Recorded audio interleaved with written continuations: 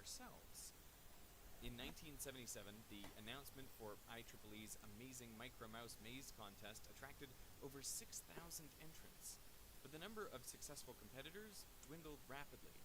Eventually, just 15 entrants reached the finals in 1979.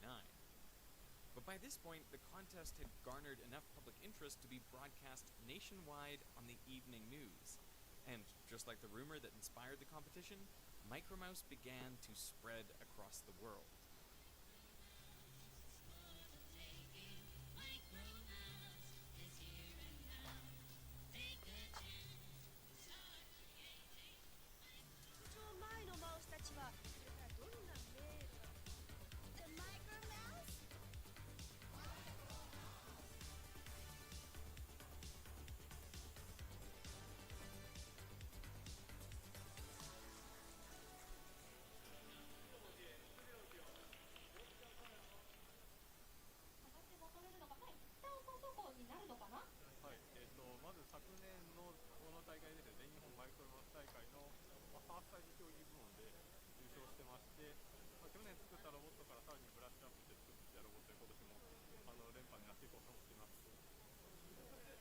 Even people in the top 2 or 3, you can see them trying to set their mice up and they can barely find the buttons to press because it's absolutely nerve-wracking.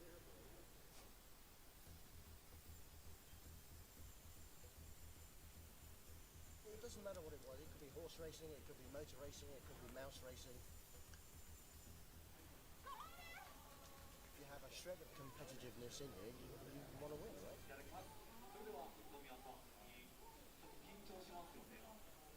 Just like a real mouse, a micromouse has to be fully autonomous. No internet connection, no GPS or remote control, and no nudging it to help it get unstuck. It has to fit all its computing, motors, sensors, and power supply in a frame no longer or wider than 25 centimeters. There isn't a limit on the height of the mouse, but the rules don't allow climbing, flight, or any forms of combustion. So rocket propulsion, for example, is out of the equation.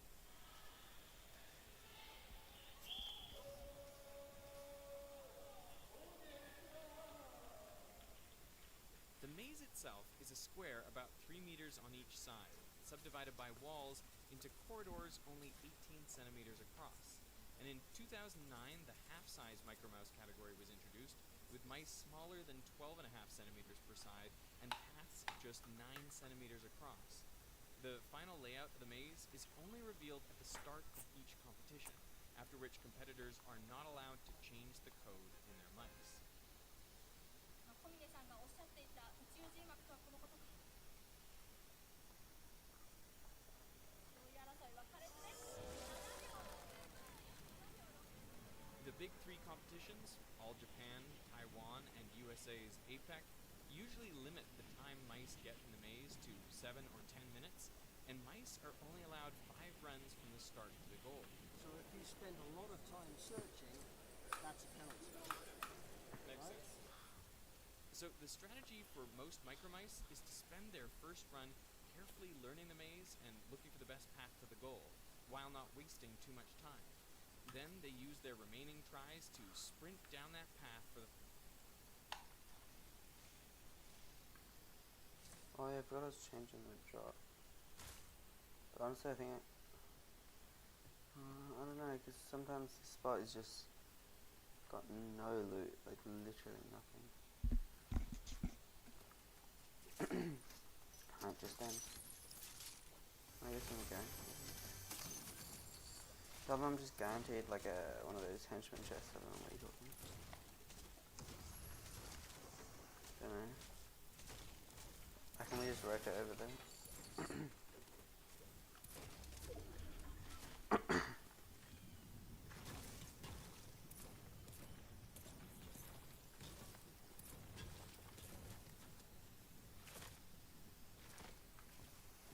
I'm a lagging bro. Oh yeah, so I'm gonna have to try these. Because there's these bodiest kids hitting the fattest one pumps of them, and it's actually just crazy.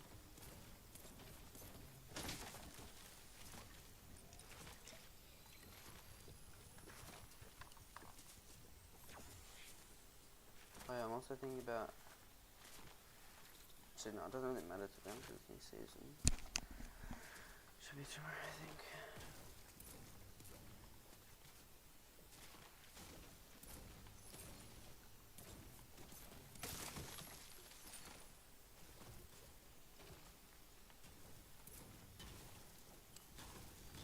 Why do I have 14% packet loss?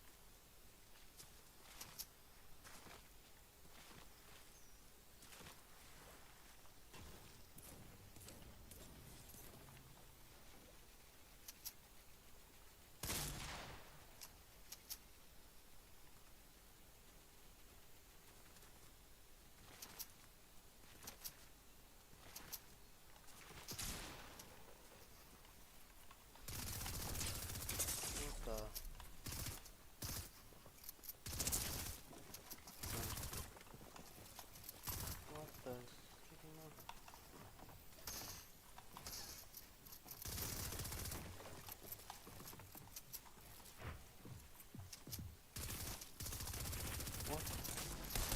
What the That's the shotgun is ass.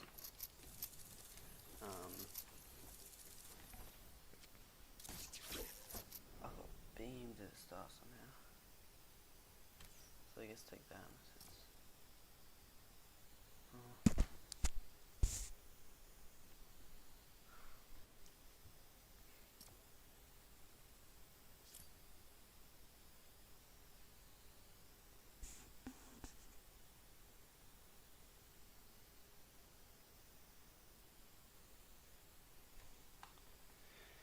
She got a pretty fat.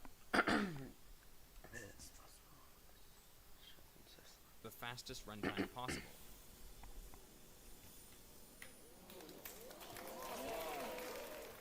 Solving a maze may sound simple enough, though it's important to remember that with only a few infrared sensors for eyes, the view from inside the maze is a lot less clear than what we see from above.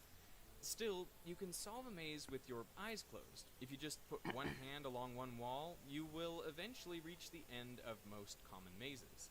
And that's exactly what some initial Micromouse competitors realized too. And after a simple wall-following mouse took home gold in the first finals, the goal of the maze was moved away from the edges and freestanding walls were added, which would leave a simple wall-following mouse searching forever. Your next instinct might be to run through the maze taking note of every fork in the road. Whenever you reach a dead end or a loop, you can go back to the last intersection and try a different path. If your last left turn got you nowhere, you'd come back to that intersection and go right instead. You can think of this strategy as the one a headstrong mouse might use, running as deep into the maze as it can and turning back only when it can't go any further. This search strategy, known as depth-first search, will eventually get the mouse to the goal. The problem is, it might not be the shortest route, because the mouse only turns back when it needs to, so it may have missed a shortcut that it never tried.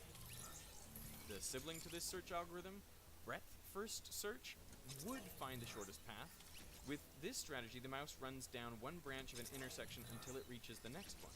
Then it goes back to check the path it skipped before moving on to the next layer of intersections. So the mouse checks every option it reaches, but all that backtracking means that it's rerunning paths dozens of times. At this point, even searching the whole maze often takes less time. So why not just do that? A meticulous mouse could search all 256 cells of the maze, testing every turn and corner to ensure it has definitely found the shortest path. But searching so thoroughly isn't necessary either. What I love most about Zero, the ease of use and just being able to send invoices straight away and not having to think about it.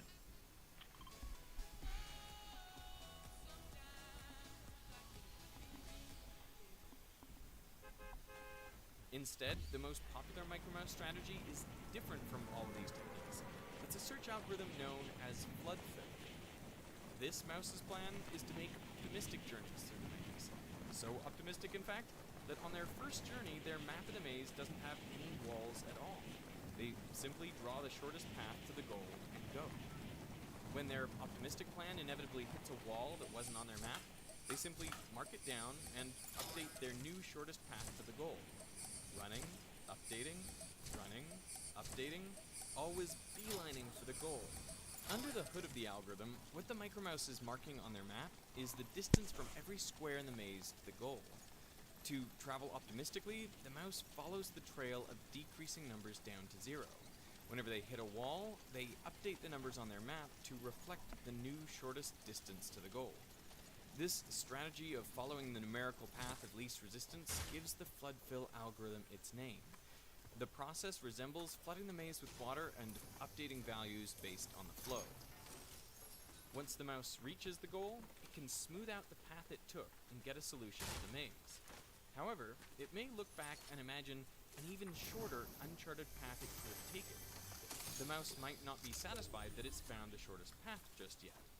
While this algorithm isn't guaranteed to find the best path on first pass, it takes advantage of the fact that micromice need to return to the start to begin their next run.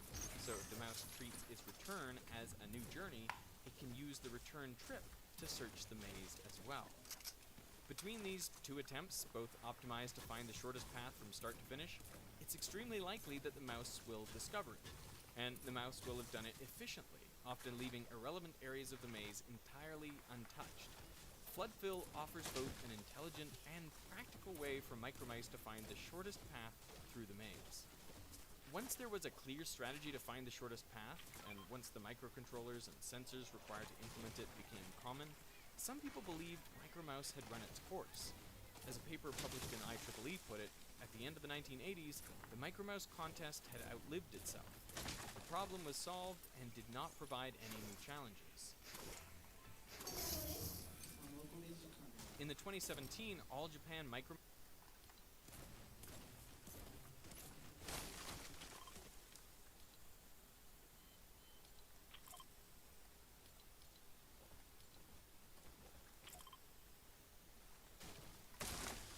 I thought you could move them. Okay. Oh no, I think you can. That's another. Oh, the square. I don't know. Don't know.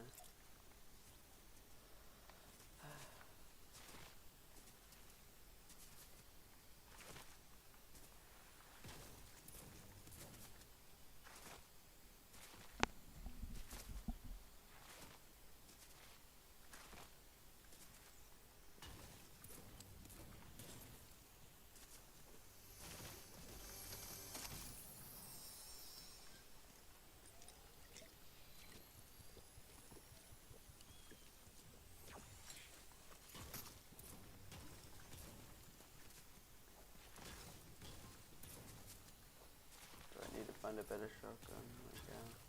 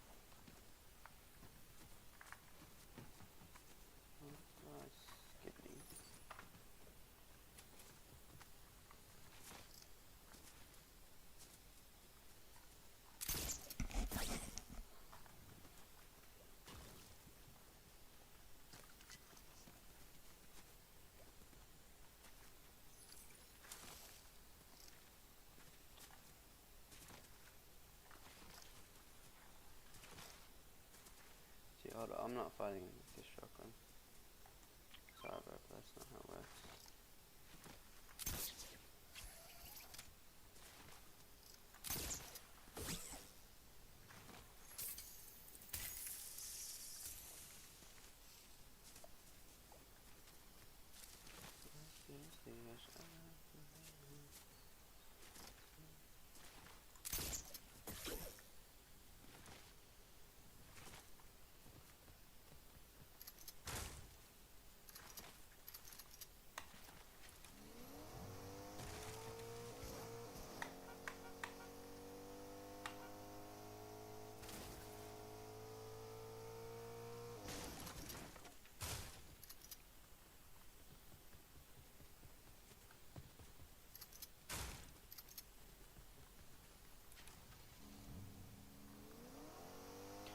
I still see the shadows in my eyes.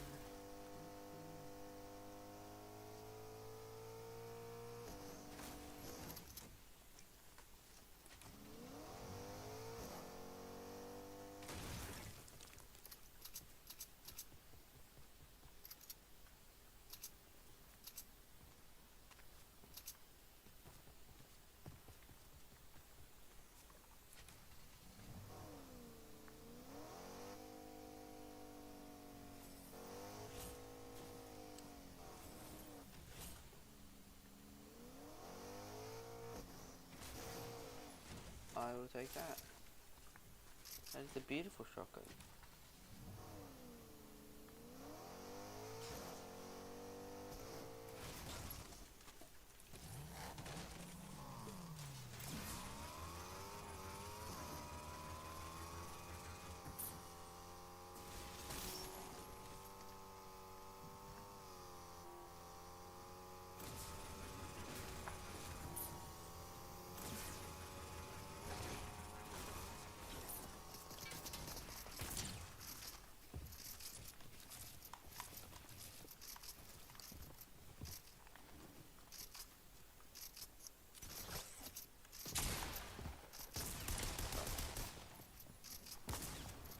Whoa, that was a blank.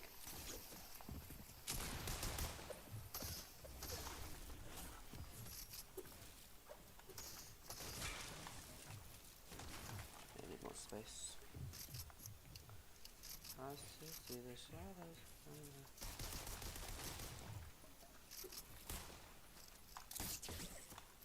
Look at that.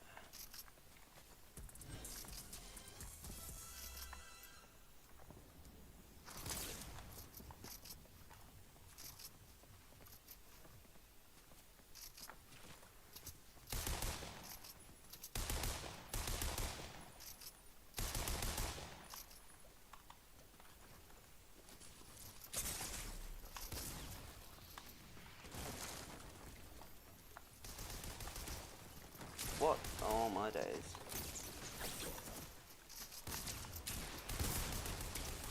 How do I look, bro?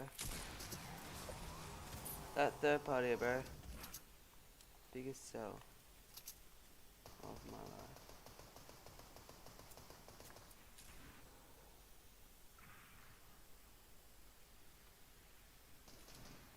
That little kid. Such a autistic bumhole.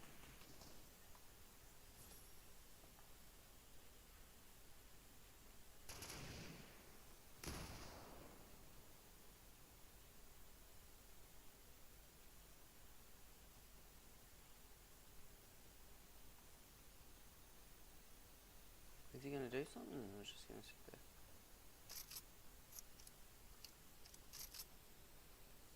Where's my car? So,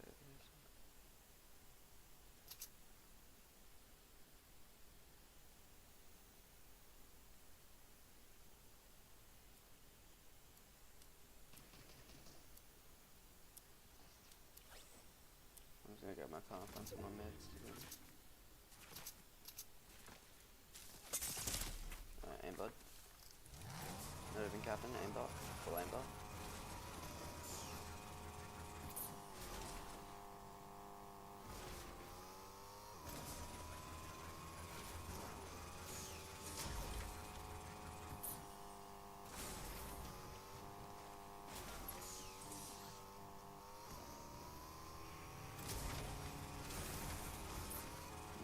I'm 20 HP.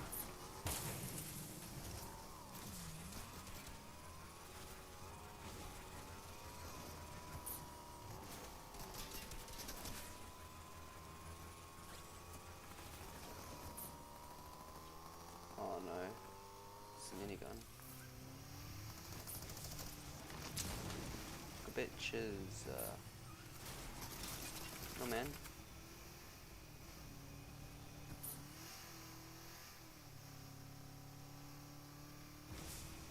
But now I find everyone. Now that I'm 1 HP. Bloody hell.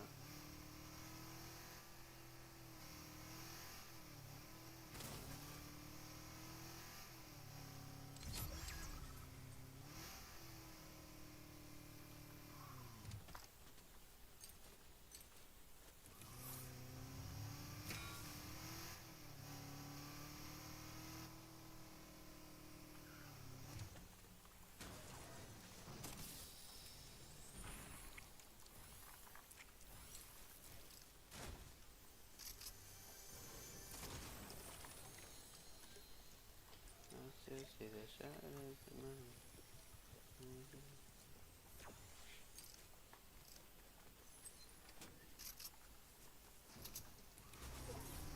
Alright, now they're dead. I'm pretty sure they're dead now.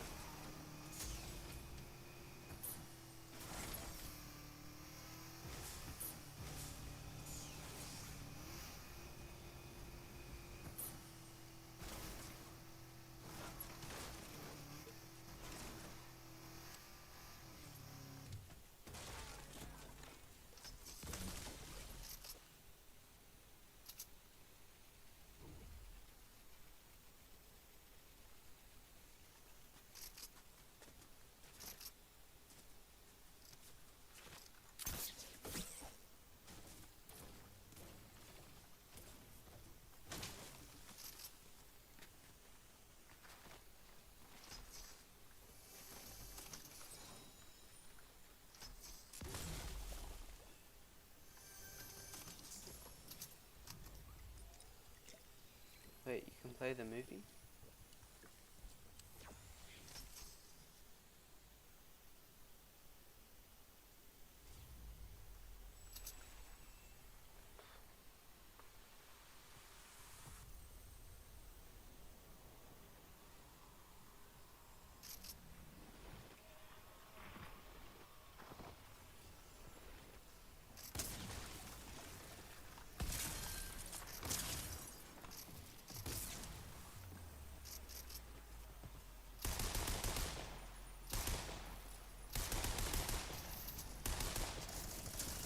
What the?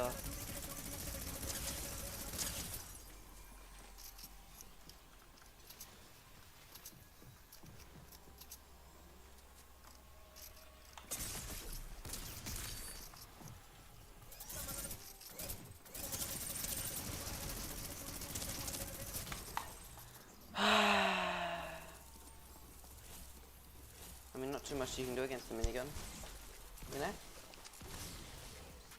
Anything I've done is just to get more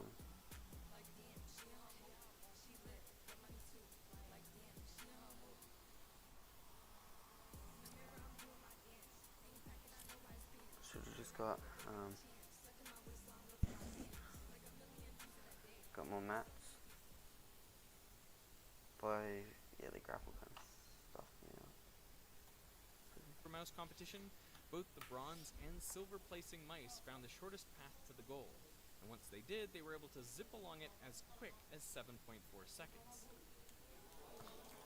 But Masakazu Utsunomiya's winning mouse, Red Comet, did something entirely different. This is the shortest path to the goal, the one that everyone took. This is the path that Red Comet took. It's a full 5.5 meters longer. That's because Micromice aren't actually searching for the shortest path, they're searching for the fastest path. And Red Comet's search algorithm figured out that this path had fewer turns to slow it down. So even though the path was longer, it could end up being faster. So it took that risk.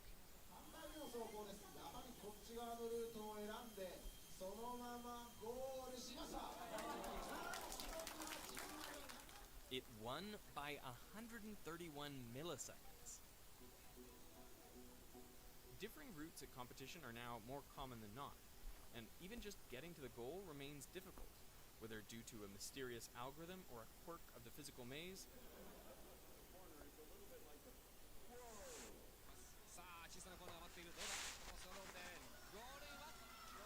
Micromice don't always behave as you'd expect. なんですが、実はこのマウスなぜか走行中に止まってフラッシュが飛ぶときにフリーズするっていうバグを抱えていまして今4分ぐらい走ってたので、それ起きたら僕はもう倒れてました。 Micromouse is far from solved, because it's not just a software problem or a hardware problem, it's both. It's a robotics problem. Red Comet didn't win because it had a better search algorithm or because it had faster motors. Its cleverness came from how the brains and body of the mouse interacted together. It turns out solving the maze is not the problem, right? It never was the problem, right? But it's actually about navigation, and it's about going fast. Every year, the robots get smaller and faster, lighter. There is still plenty of innovation left, and there's a small group of devotees in Japan busy building quarter-sized Micromouse, which would sit on a quarter.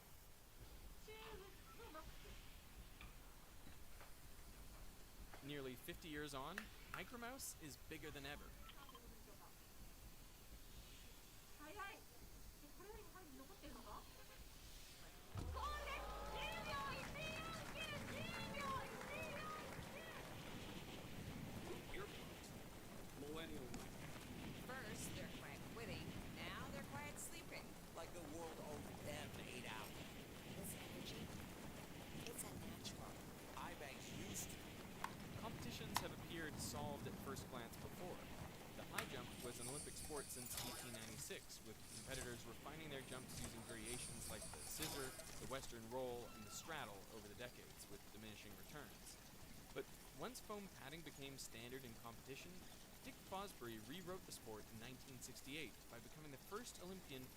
LEDs don't get their color from their plastic covers. You can see that because here is a transparent LED that also glows the same red color. The color of the light comes from the electronics themselves. The casing just helps us tell different LEDs apart. In 1962, General Electric engineer Nick Holonyak created the first visible LED. It glowed a faint red. A few years after that, engineers at Monsanto created a green LED. But for decades, W. all we had were those two colors. So LEDs could only be used in things like indicators, calculators, and watches. If only we could make blue. Then we could mix red, green, and blue to make white, and every other color, unlocking LEDs for every type of lighting in the world, from light bulbs to phones to computers to TVs to billboards. But blue is almost impossible to make. Throughout the 1960s, every big electronics company in the world, from IBM to GE to Bell Labs, raced to create the blue LED. They knew it would be worth billions. Despite the efforts of thousands of researchers, nothing worked. 10 years after Holonyak's original LED turned into 20, then 30, and the hope of ever using LEDs for light faded away. According to a director at Monsanto, these won't ever replace the kitchen light. They'd only be used in appliances, car dashboards, and stereo sets to see if the stereo was on. This might still be true today if not for one engineer who defied the entire industry and made 3 radical breakthroughs to create the world's first blue LED. Shuji Nakamura was a researcher at a small Japanese chemical company named Nishia. They had recently expanded into the production of semiconductors to be used in the manufacture of red and green LEDs. But by the late 1980s, the semiconductor division was on its last legs. They were competing against far more established companies in a crowded market, and they were losing. Tensions started to run high. Younger workers called his research a waste of money. And at Nishia, money was in short supply. Nakamura's lab mainly consisted of machinery he had scavenged and welded together himself. Phosphorus leaks in his lab created so many explosions that his co-workers had stopped checking in on him. By 1988, Nakamura's supervisors were so disillusioned with his research that they told him to quit. So it was out of desperation that he brought a radical proposal to the company's founder and president, Nobuo Ogawa. The elusive blue LED that the likes of Sony, Toshiba, and Panasonic had all failed at. What if Nishia could be the one to create it? After suffering loss after loss on their semiconductors for more than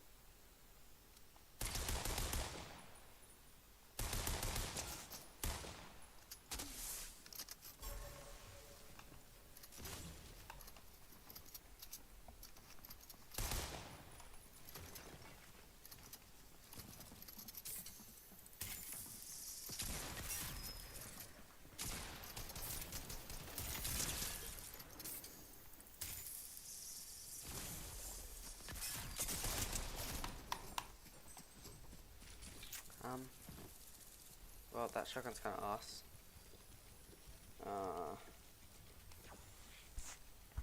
I delay. But when I drop down, I missed that shot. So it's just an aim, I guess. But it shouldn't be if I shouldn't have dropped it all the way down, to be honest. a decade, Ogawa took a gamble. He devoted 500 million yen, or $3 million, likely around 15% of the company's annual profit, to Nakamura's Moonshot project. Everyone knew that LEDs had the potential to replace light bulbs, because light bulbs, the universal symbol for a bright idea, are actually terrible at making light. They work by running current through a tungsten filament which gets so hot it glows. But most of the electromagnetic radiation comes out as infrared, heat. Only a negligible fraction is visible light. In contrast, LED stands for light emitting diode. It's right there in the name. LEDs primarily create light, so they're far more efficient. And a diode is just a device with two electrodes, which only allows current to flow in one direction. So here's how an LED works. When you have an isolated atom, each electron in that atom occupies a discrete energy level. You can think of these energy levels like individual seats from a hockey stadium. And all atoms of the same element, when they are far apart from each other, have identical available energy levels. But when you bring multiple atoms together to form a solid, something interesting happens. The outermost electrons now feel the pull not only of their own nucleus, but of all the other nuclei as well. And as a result, their energy levels shift. So instead of being identical, they become a series of closely spaced but separate energy levels, an energy band. The highest energy band with electrons in it is known as the valence band, and the next higher energy band is called the conduction band. You can think of it like the balcony level.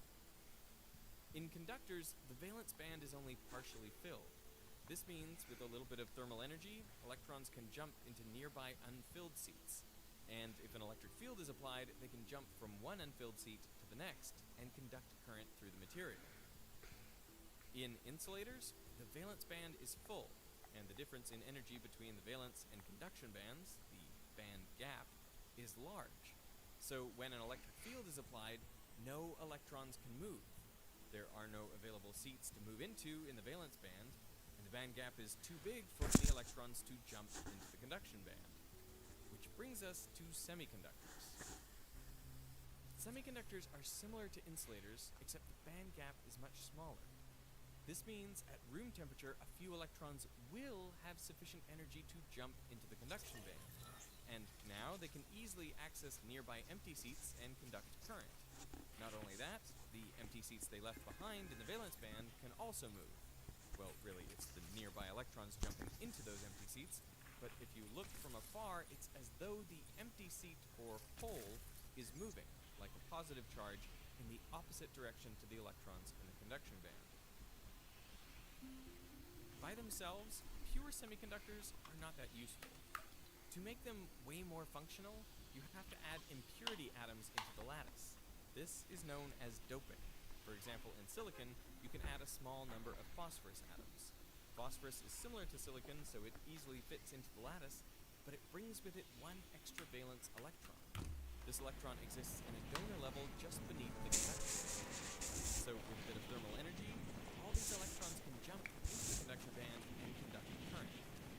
Since most of the charges that can move in this type of semiconductor are electrons, which are negative, this sort of semiconductor is called N-type, N for negative. But I should point out that the semiconductor itself is still neutral. It's just that most of the mobile charge carriers are negative. They are electrons. So there is also another type of semiconductor where most of the mobile charge carriers are positive, and it's called P-type. To make P-type silicon, you add a small number of atoms of, say, boron. Boron fits into the lattice, but brings with it one fewer valence electron than silicon, so it creates an empty acceptor level just above the valence band. And with a bit of thermal energy, electrons can jump out of the valence band, leaving behind holes. It is these positive holes which are mostly responsible for carrying current in the P-type semiconductor. Again, the material overall is uncharged, it's just that most of the mobile charge carriers are positive holes. Where things get interesting is when you put a piece of P-type and N-type together. Without even connecting this to a circuit, some electrons will diffuse from N to P and fall into the holes in the P-type. This makes the P-type a little negatively charged and the N-type a little positively charged. So there is now an electric field inside an inert piece of material. Electrons keep diffusing until the electric field becomes so large it prevents them from crossing over. Now we have established the depletion region, an area depleted of mobile charge carriers. There are no electrons in the conduction band and no holes in the valence band. If you connect a battery the wrong way to this diode, it simply expands the depletion region until its electric field perfectly opposes that of the battery, and no current flows. But if you flip the polarity of the battery, then the depletion region shrinks, the electric field decreases, and electrons can flow from N to P. When an electron falls from the conduction band into a hole in the valence band, that band gap energy can be emitted as a photon.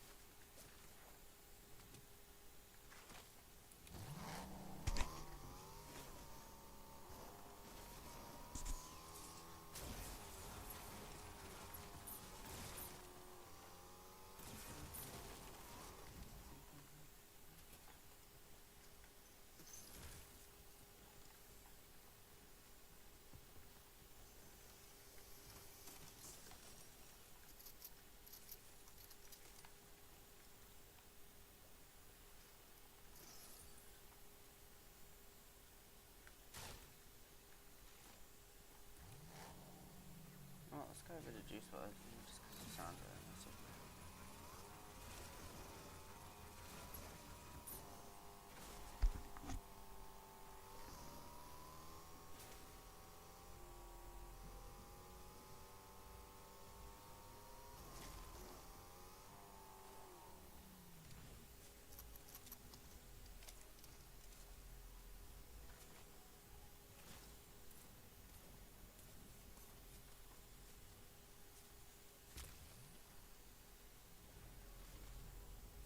Could actually be a W drop as well.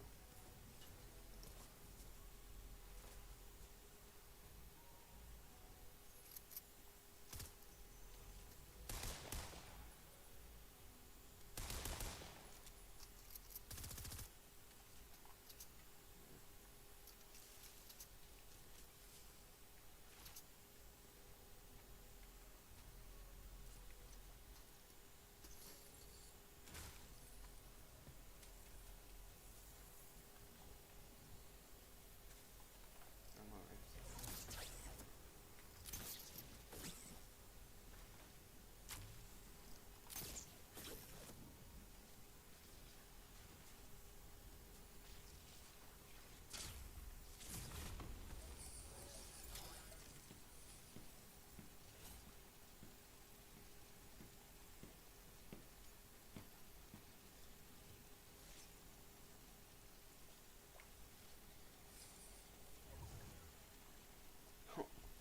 So many people there.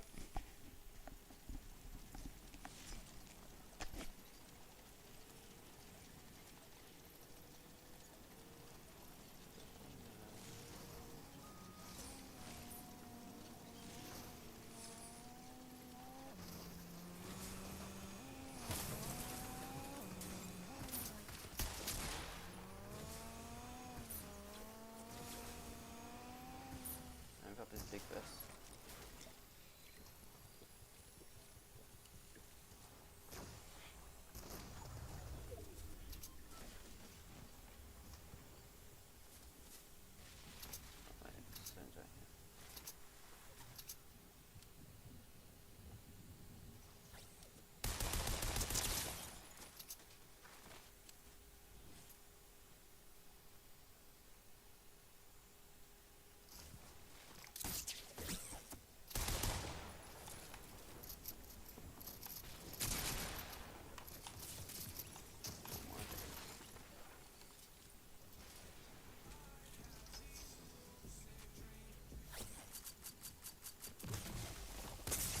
What? How is he on me already?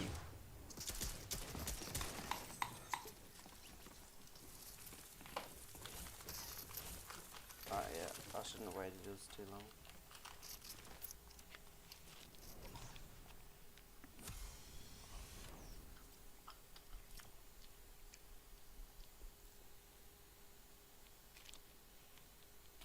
The energy change of the electron is emitted as light. And this is how a light-emitting diode works. The size of the band gap determines the color of the light emitted. In pure silicon, the band gap is only 1.1 electron volts, so the photon released isn't visible, it's infrared light. These LEDs are actually used in remote controls like for your TV, and you can capture them on camera. Moving up the spectrum, you can see why the first visible light LEDs were red, and then green, and why blue was so hard. A photon of blue light requires more energy and therefore a larger band gap. What do you get when you combine the power of AI with Azure? More intelligent apps, personalized customer experiences. By the 1980s, after hundreds of millions of dollars had been spent hunting for the right material, every electronics company had come up empty-handed. But researchers had at least figured out the first critical requirement: high-quality crystal. No matter what material you used for the blue LED, it required a near-perfect crystal structure. Any defects in the crystal lattice disrupt the flow of electrons, so instead of emitting their energy as visible light, it is instead dissipated as heat. So the first step in Nakamura's proposal to Ogawa was to disappear to Florida. He knew an old colleague there whose lab was beginning to use a new crystal-making technology called metal organic chemical vapor deposition, or MOCVD. An MOCVD reactor, essentially a giant oven, was and still is the best way to mass produce clean crystal. It works by injecting vapor molecules of your crystal into a hot chamber, where they react with a base material called a substrate to form layers. It's important that the substrate lattice matches the crystal lattice being built on top of it to create a stable, smooth crystal. This is a precise art.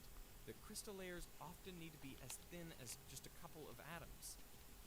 Nakamura joined the lab for a year to master MOCVD, but his time there was miserable. He wasn't allowed to use the working MOCVD, so he spent 10 of his 12 months assembling a new system almost from scratch. Even worse, his lab mates shunned him, because Nakamura didn't have a doctorate, nor any academic papers to his name, as Nishia didn't allow publishing. His lab mates, all PhD researchers, dismissed him as a lowly technician. This experience fueled him. Nakamura wrote, "I feel resentful when people look down on me. I developed more fighting spirit. I would not allow myself to be beaten by such people." He returned to Japan in 1989 with two things in hand. One, an order for a brand new MOCVD reactor for Nishia, and two, a fervent desire to get his PhD. At that time in Japan, you could earn a PhD without having to go to university, simply by publishing 5 papers. Nakamura had always known his chances of inventing the blue LED were low, but now he had a backup plan. Even if he didn't succeed, he could at least get his PhD. But now the question was, with MOCVD under his belt, which material should he research? By this time, scientists had narrowed the options down to 2 main candidates, zinc selenide and gallium nitride. These were both semiconductors with band gaps theoretically in the blue light range. Zinc selenide was the far more promising option.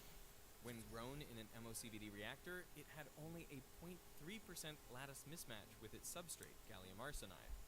Therefore, zinc selenide crystal had about 1,000 defects per square centimeter, within the upper limit for LED functioning. Its only issue was that while scientists had figured out multiple different ways to create N-type zinc selenide, no one knew how to create P-type. In contrast, gallium nitride had been abandoned by almost everybody for 3 reasons. First, it was much harder to make a high-quality crystal. The best substrate for growing gallium nitride was sapphire, but its lattice mismatch was 16%. This resulted in higher defects, over 10 billion per square centimeter. The second problem was that, like zinc selenide, scientists had only ever created N-type gallium nitride using silicon. P-type was elusive. And third, to be commercially viable, a blue LED would have to have a total light output power of at least 1,000 microwatts. That's 2 orders of magnitude more than any prototype had ever achieved. So between the 2 candidates, almost all researchers were focused on zinc selenide. Nakamura surveyed the crowded field and decided that if he were going to publish 5 papers by himself, he'd better focus on gallium nitride, where the competition was much less fierce. This material's main claim to fame was one development back in 1972, when RCA engineer Herbert Maruska made a tiny gallium nitride blue LED.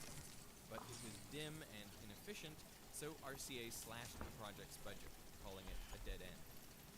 20 years later, scientific opinion hadn't changed.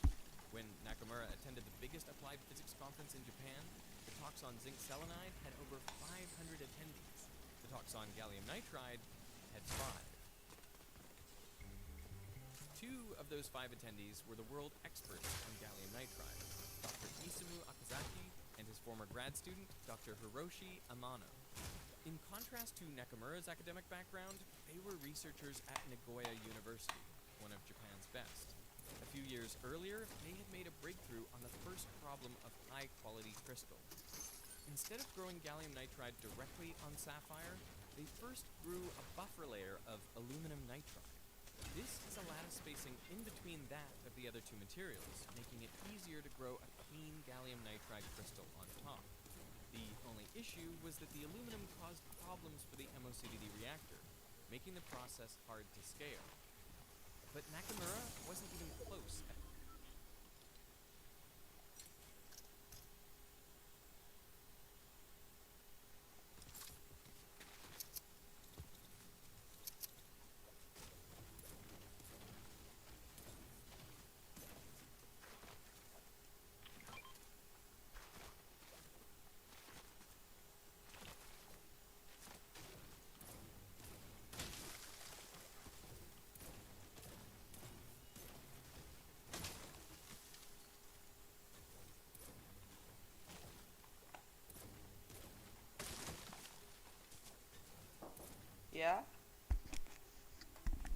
Sorry? Okay.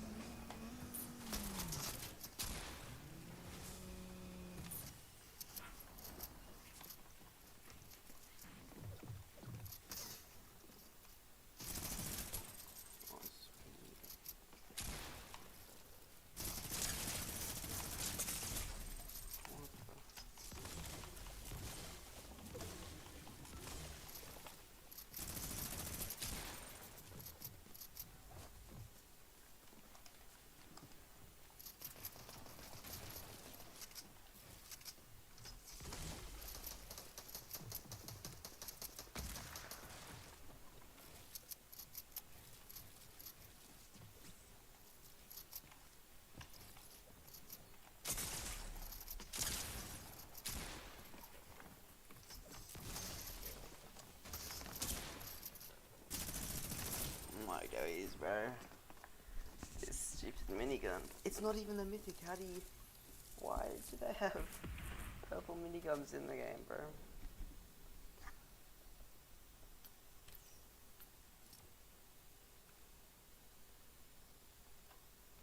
At this stage, Yeah, I reckon I'll run a second. Pretty far could have just played it anyway. So I should have. Yeah, I could have gone up this side. back at Nishia, he couldn't get gallium nitride to even grow normally in his new MOCVD reactor. After 6 months, desperate for results, he decided to take the machine apart and build a better version himself. His 10 months spent putting together the reactor in Florida were suddenly invaluable. He began following the same routine each day. Arrive at the lab at 7 a.m. Spend the first half of the day welding, cutting, and rewiring the reactor. Spend the rest of the day experimenting with the modified reactor to see what it can do. At 7 p.m., go home, eat dinner, wash, and sleep. Nakamura repeated this routine every single day, taking no weekends and no holidays except for New Year's Day, the most important holiday in Japan. After a year and a half of continuous work, he came into the lab on a winter day in late 1990. As usual, he tinkered around in the morning, grew a gallium nitride sample in the afternoon, and tested it. But this time, the electron mobility was 4 times higher than any gallium nitride ever grown directly on Sapphire. Nakamura called it the most exciting day of his life. His trick was to add a second nozzle to the MOCVD reactor. The gallium nitride reactant gases had been rising in the hot chamber, mixing in the air to form a powdery waste. But the second nozzle released a downward stream of inert gas, pinning the first flow to the substrate to form a uniform crystal. For years, scientists had avoided adding a second stream to MOCVD because they thought it would only introduce more turbulence. But Nakamura used a special nozzle so that even when the streams combined, they remained laminar. He called his invention the two-flow reactor. Now he was ready to take on Akazaki and Amano, but instead of copying their aluminum nitride buffer layer, his two-flow design allowed him to make gallium nitride so smooth and stable, it itself could be used as a buffer layer on the Sapphire substrate. This, in turn, yielded an even cleaner crystal of gallium nitride on top, without the issues of aluminum. Nakamura now had the highest quality gallium nitride crystals ever made.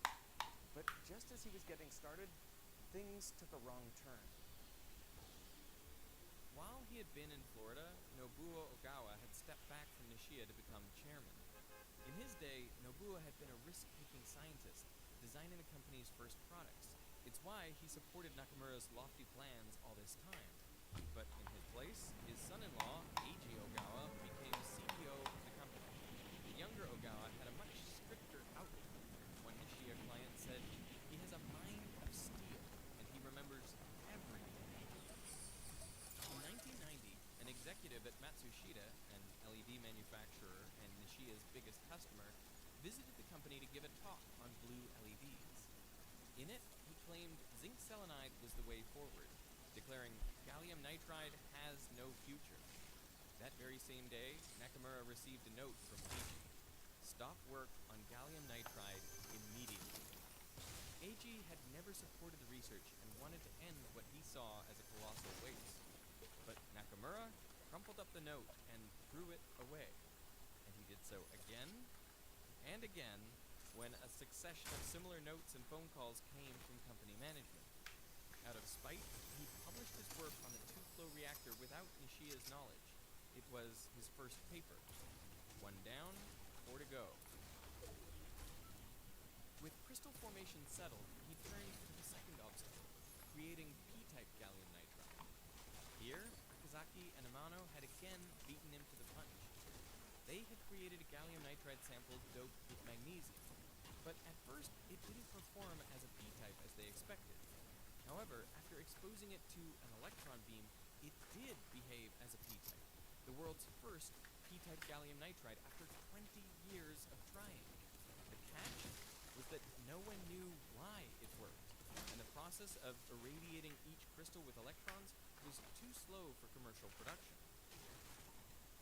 At first, Nakamura copied Akazaki and Amano's approach, but he suspected the beam of electrons was overkill.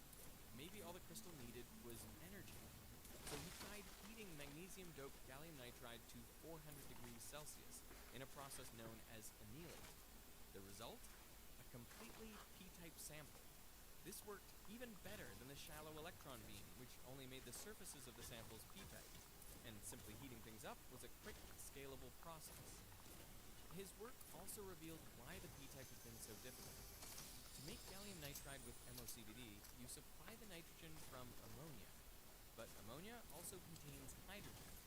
Where there should have been holes in the magnesium-doped gallium nitride, these hydrogen atoms were sneaking in and bonding with the magnesium, plugging all the holes. Adding energy to the system released the hydrogen from the material, freeing up the holes again. How to beat the heat if you're struggling to stay cool in hot, stuffy rooms without an air conditioner. This quick solution will take just 5 minutes. This genius trick cools any room in 90 seconds for nearly zero cost, and it's taken Australia by storm. A brilliant uni student from Melbourne has revolutionized the air conditioning industry by designing a device that... By now, Nakamura had all the ingredients to make a prototype blue LED. He presented it at a workshop in St. Louis in 1992 and received a standing ovation. He was beginning to make a name for himself. But even though he had created the best prototype to date, it was more of a blue-violet color and still extremely inefficient, with a light output power of just 42 microwatts, well below the 1000 microwatt threshold for practical use. At Nishia, the new CEO's patience had run out. Eiji sent written orders to Nakamura to stop tinkering and turn whatever he had into a product. His job was on the line. But in Nakamura's own words, I kept ignoring his order. I had been successful because I didn't listen to company orders and trusted my own judgment.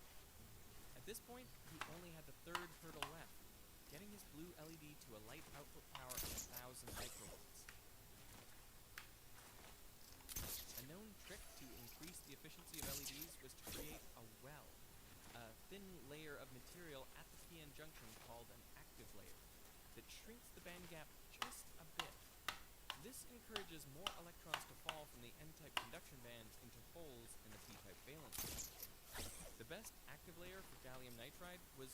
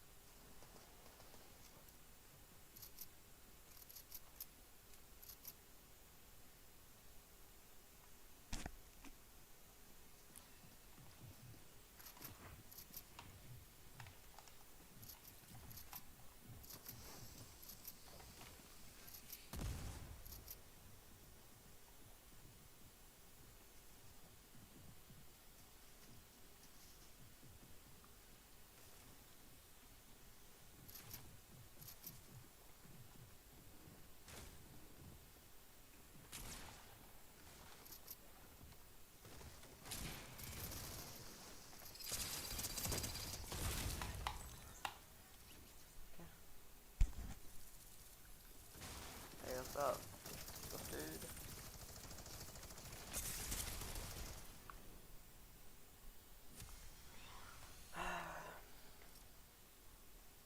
It's already known to be indium gallium nitride, which would not only make the band gap easier to cross, but also narrow it just the right amount to bring its blue-violet gap down to true blue.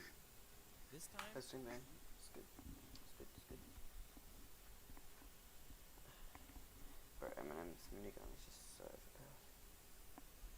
It can bleed in like 5 bullets to one more. Akazaki and Amano didn't spook Nakamura. They were stuck trying to grow indium gallium nitride in the first place. Amano recalled, it was generally said that gallium nitride and indium nitride would not mix, like water and oil. But Nakamura had an advantage, his ability to customize his MOCVD reactor. This allowed him to use brute force, adjusting the reactor to pump as much indium as he could onto the gallium nitride in the hopes that at least some would stick. To his surprise, the technique worked, giving him a clean indium gallium nitride crystal. He quickly incorporated this active layer into his LED, but the well worked a little too well and overflowed with electrons, leaking them back into the gallium nitride layers. Unfazed, within a few months, Nakamura had fixed this too, by creating the opposite of a well, a hill.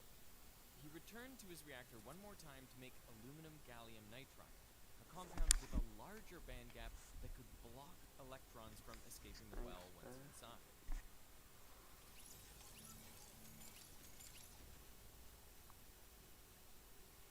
The structure of the blue LED had become far more complex than anyone could have imagined. But it was complete. By 1992, Shuji Nakamura had this, giving him a clean indium gallium nitride crystal.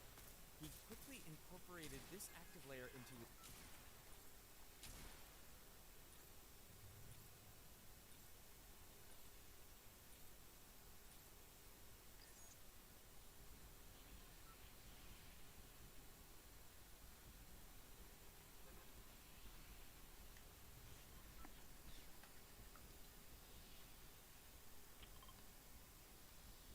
giving him a clean indium gallium nitride crystal. He quickly incorporated this active layer into his LED. Do you have Discord? Yeah. But the back by one more time to make aluminum gallium nitride, a compound with a larger band gap that could block electrons from escaping the well once inside.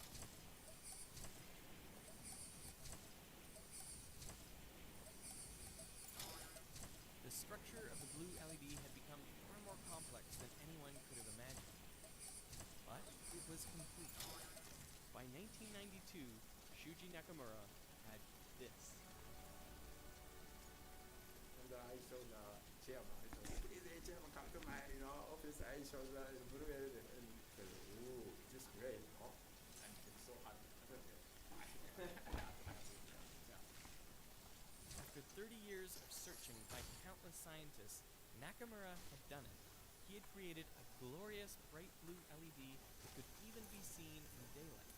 It had a light output power of 1,500 microwatts and emitted a perfect blue at exactly 450 nanometers. It was over 100 times brighter than the previous pseudo-blue LEDs on the market. Nakamura wrote, "I felt like I had reached the top of Mount Fuji." Nishia called a press conference in Tokyo to announce the world's first true blue LED. The electronics industry was stunned. A researcher from Toshiba remarked, "Everyone was caught with their pants down." The effect on Nishia's fortunes was immediate and explosive. Orders flooded in, and by the end of 1994, they were manufacturing 1 million blue LEDs per month. Within 3 years, the company's revenue had nearly doubled. In 1996, they made the jump from blue to white by placing a yellow phosphor over the LED. This chemical absorbs the blue photons and re-radiates them in a broad spectrum across the visible range. Soon enough, Nishia was selling the world's first white LED, at last unlocking the final frontier so many had doubted: LED lighting. Over the next 4 years,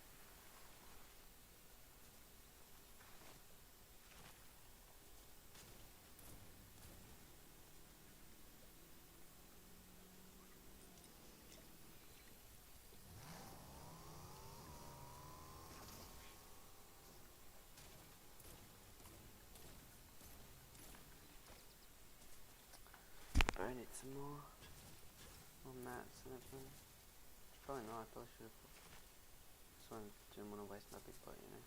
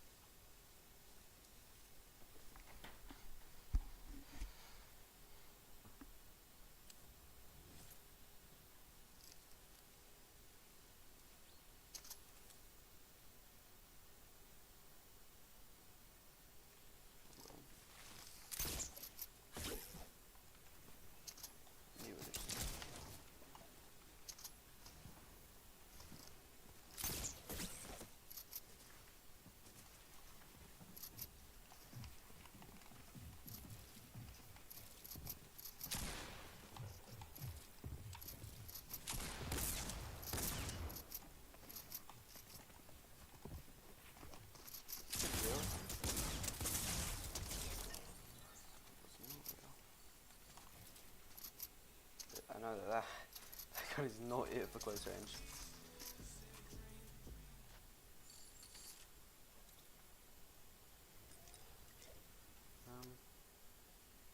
You know, we'll take juices. Are you serious? So.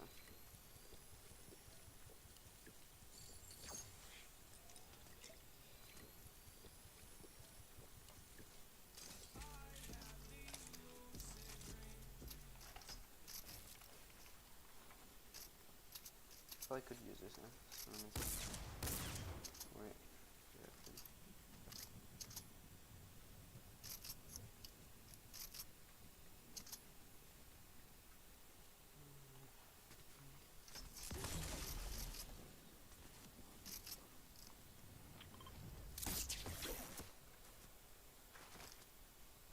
Where's this from?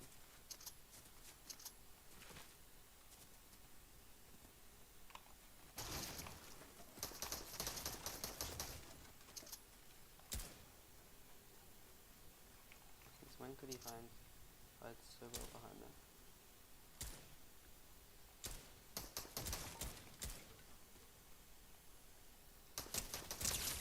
Yeah, good on, buddy.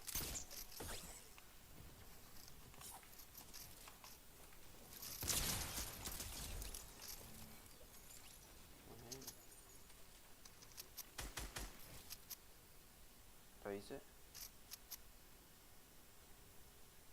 Yeah, he's in. Yeah.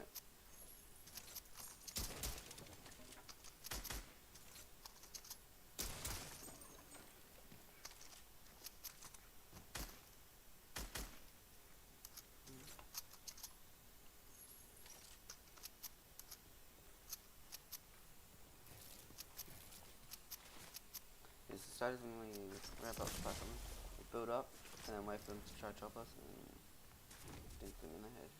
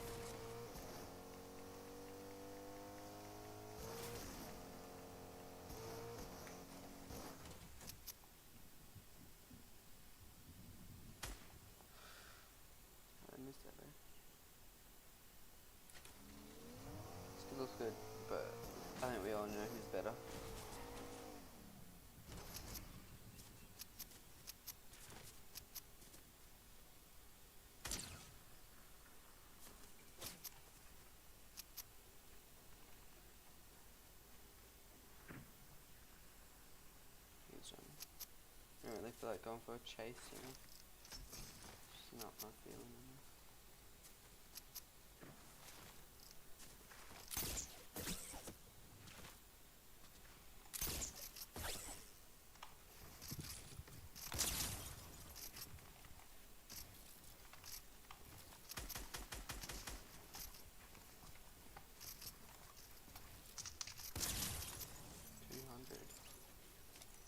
Yes, please.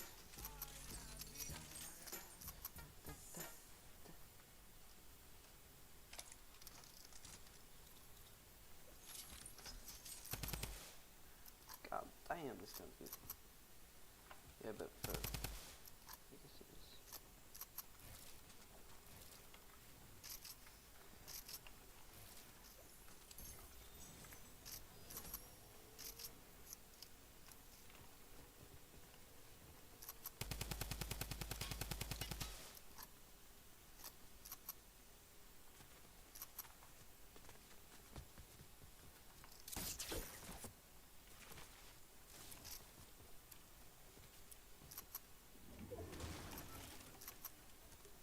Oh, I see you, babe. Does he see me? He doesn't. That's not gonna do any damage. Come. Come. Yes. I'm shooting.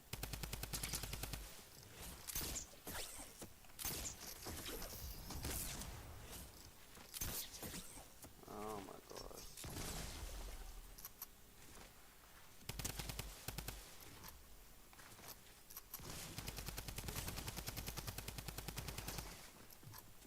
Drop. Good boy.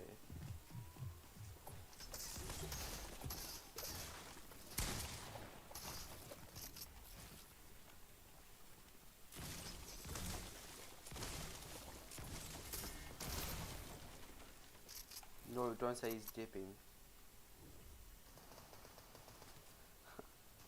So lucky, bub.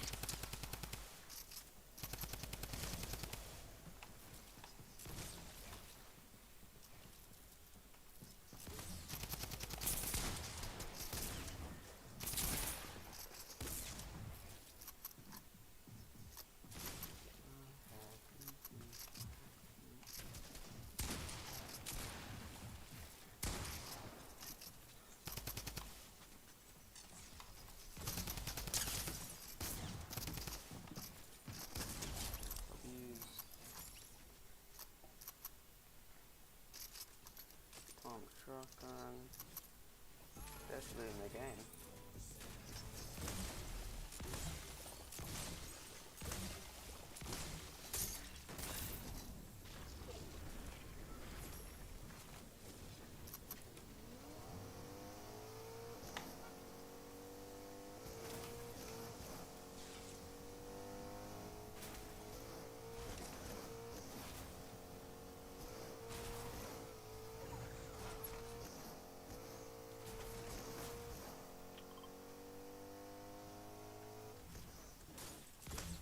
Okay, see how it is.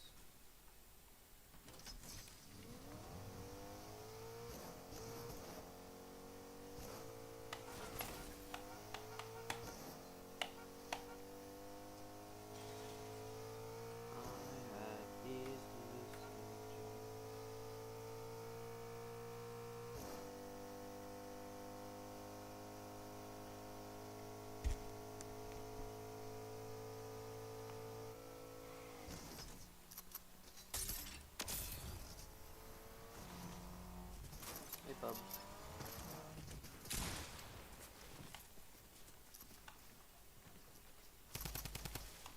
Oh.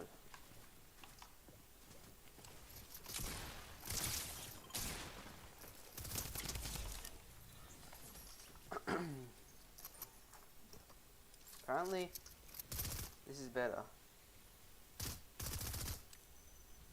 But honestly, I love the MOs. Excuse me? I just stole my shotgun. No, man. I'm back. I'm back in all sorts of buttons. Alright, we're good.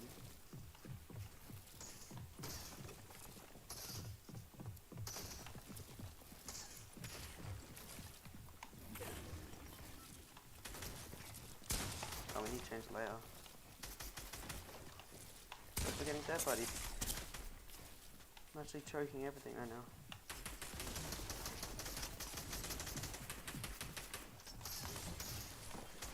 I'm just choking everything.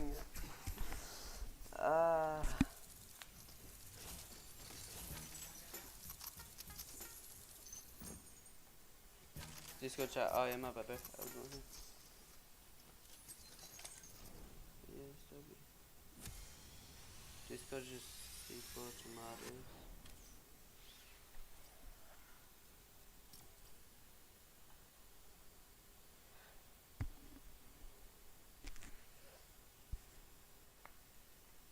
Their sales doubled again. By 2001, their revenue was approaching $700 million a year. Over 60% came from blue LED products. Today, Nishia is one of the largest LED manufacturers in the world, with an annual revenue in the billions. I guess. As for Nakamura, to whom Nishia owed the quadrupling of its fortunes, I increased my salary 60,000. That's average. Yeah. I heard you only got a $170 bonus. Each pattern. So you got a $170 bonus for the patent. Yes. This was all while the blue LED was generating hundreds of millions of dollars in sales. Eiji Ogawa had always seen Nakamura's stubborn individuality as a liability, not a strength. The message was clear. In 2000, after more than 20 years at Nishia, Nakamura left the company for the US, where job offers had been pouring in. But his troubles with Nishia weren't over. He began consulting for Cree, another LED company. Nishia was furious and sued him for leaking company secrets. Nakamura responded by countersuing Nishia for never properly compensating him for his invention, seeking $20 million. In 2001, the Japanese courts ruled with Nakamura and ordered Nishia to pay him 10 times his initial request. But Nishia appealed, and the case was eventually settled with a payout of $8 million. In the end, this was only enough to cover Nakamura's legal fees. This is all he got for an invention that now comprises an $80 billion industry. From house lights to street lights. While you watch this video on a phone, computer, or TV, if you're outside following traffic lights or displays, chances are you are relying on blue LEDs. We might even be getting too much of them. You may have heard warnings to avoid blue light from screens before bed because it can disrupt your circadian rhythm. That all comes from the gallium nitride blue LED. But as for lighting, there are virtually no downsides to an LED bulb. Compared to an incandescent or fluorescent bulb, they are far more efficient. They last many times longer, are safer to handle, and are completely customizable. 30 years after the first white LED, high-end bulbs today allow you to choose between 50,000 different shades of white. Most importantly, their price has come down to only a couple of dollars more than other types of bulbs, and at their efficiency with average daily use and electricity pricing, you can recoup that cost in only 2 months and continue to save for years after that. The result is a lighting revolution. In 2010, just 1% of residential lighting sales in the world were LED. In 2022, it was over half. Experts estimate that within the next 10 years, nearly all lighting sales will be LED. The energy savings will be enormous. Lighting accounts for 5% of all carbon emissions. A full switch to LEDs could save an estimated 1.4 billion tons of CO2, equivalent to taking almost half the cars in the world off the road. Today, Nakamura's research is on the next generation of LEDs, micro LEDs and UV LEDs. So what are they making in there? LED is a power device. This is one of the facility in the US. And this is because of you. Well, what's a standard LED size? 300 times 200 microns. Okay. Smallest is 5 microns. That is insanely tiny. So basically you can use that for like near-eye displays, such as AR and VR. You could have like a retina display that's like right up here. Yep. Human hair would be about that thick. Yep. And that's a really, really tiny LED. UV LEDs could be used to sterilize surfaces like in hospitals or kitchens. Just flick on the UV lights and pathogens would be dead in seconds. COVID-19, UV LED company stock price skyrocketed because everybody expects using these UV LEDs. You can sterilize all the COVID-19, For anything there, we use indium gallium nitride. For UV, we use aluminum gallium nitride. Okay. The bandgap is much bigger. Do you think this is what's coming? It's okay, it works, but probably the cost is too high. Since it's less than 10%, the cost is very high. But if the efficiency becomes more than 50%, cost is almost comparable to the market leader. And you think it will happen, right? Like the efficiency will go up. Yeah, I think so. It's just a matter of time. Yes, I think so.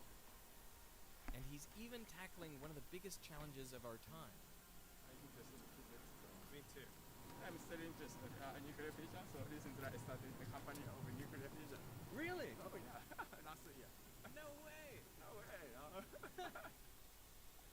In 2014, Nakamura, Akazaki, and Amano were awarded the Nobel Prize in Physics for creating the blue LED. Shortly afterwards, Nakamura publicly thanked Nishia for supporting his work, and he offered to visit and make amends, but they turned down his offer. And today, their relationship is still cold. But perhaps even more important than the Nobel Prize, by the time Nakamura released his blue LED in 1994, he had published over 15 papers, and he finally received his doctorate in engineering. Today, he has published over 900 papers. Throughout his entire journey, one thing has never changed. What is your favorite color? Oh, blue. Was it always blue or only after you made the LED? I was born the fishery village in front of the house is the ocean, blue already.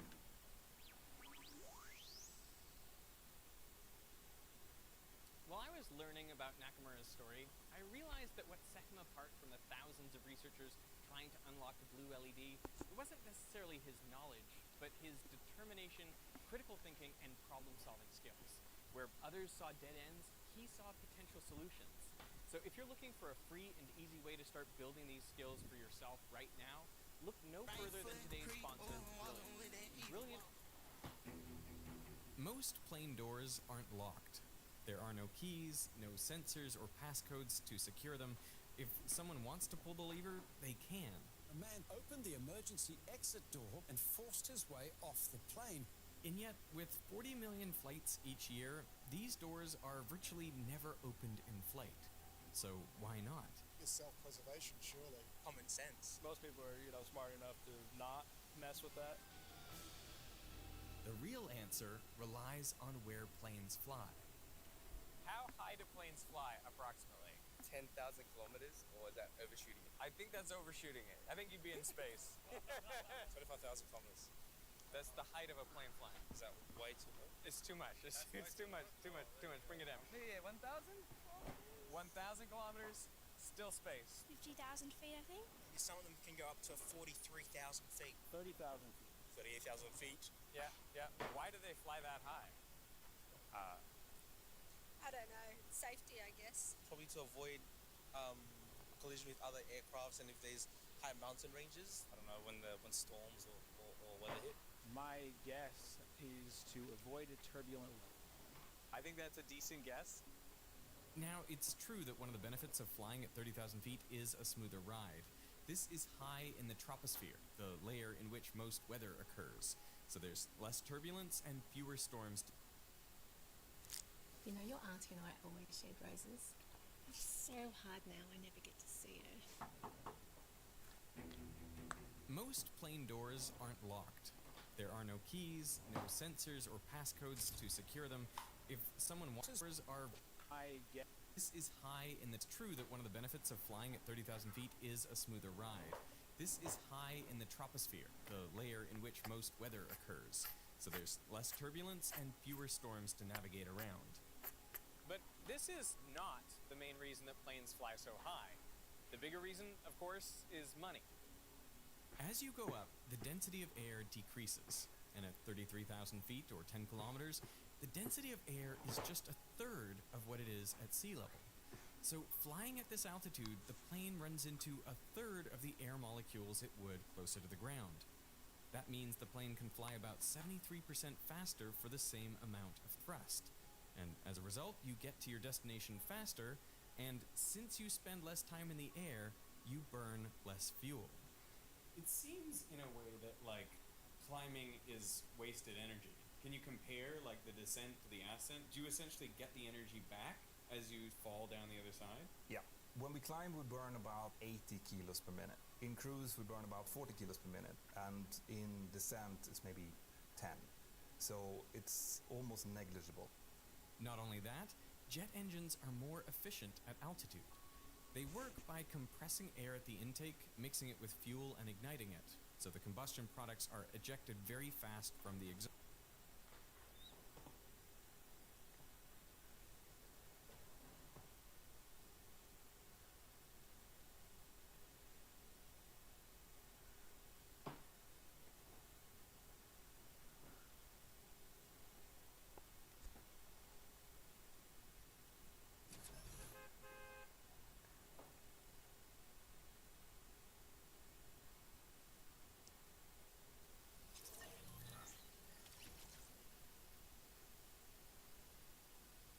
Exhaust nozzle.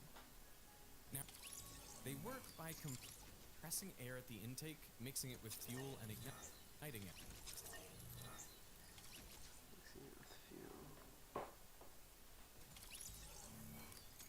So the combustion products are ejected very fast from the exhaust nozzle. Now, this process is more efficient the colder the air is. And at altitude, the temperature is around minus 50 degrees Celsius, which is a lot colder than an average of plus 15 here at the ground. So flying higher means you burn less fuel for less time and avoid the weather and associated turbulence of lower altitudes. The other reason you want to fly high is to take advantage of the jet stream tailwinds. And the company likes people who do that because you're burning less fuel, so it's less money. But there is a problem with flying this high. The air up there is unbreathable. If you were suddenly teleported to the top of Mount Everest, a height lower than planes fly, you would remain conscious for only about 3 minutes. This is because in addition to density dropping with altitude, so does air pressure. Air pressure actually falls off faster because it depends on the weight of all the air above you. So at 10 kilometers, the air pressure is only a quarter of what it is at sea level. To be clear, the air is still 21% oxygen, but the partial pressure of oxygen, the pressure exerted solely by oxygen molecules, is around 5.5 kilopascals, which is a quarter of what it is on the ground. Now at this pressure, not enough oxygen molecules can force their way into your blood in your lungs.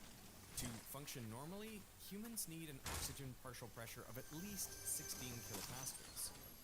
So all the cabins of airplanes that cruise at high altitude must be pressurized. A little bit of air... Kid. Not got the drop. Oh my days.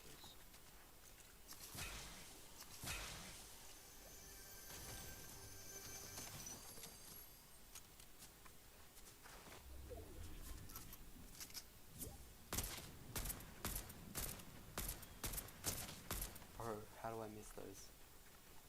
He's dead.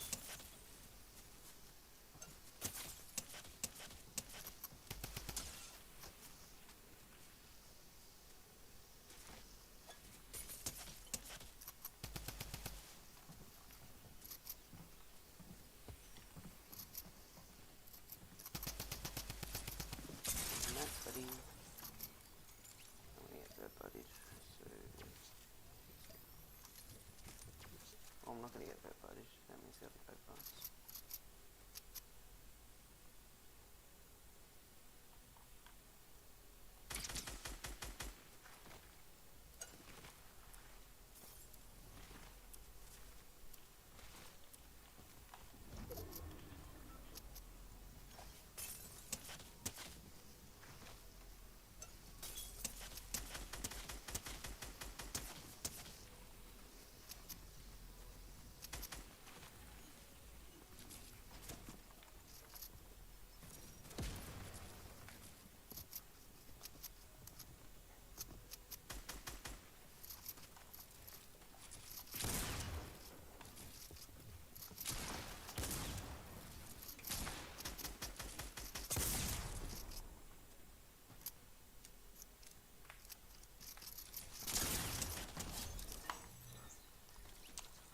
GG's.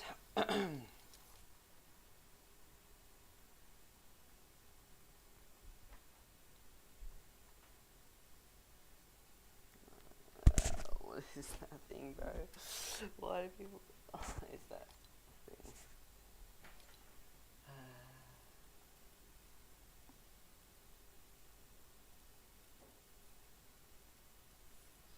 Oh, wait. The event. Oh, bet. Oh, my bad.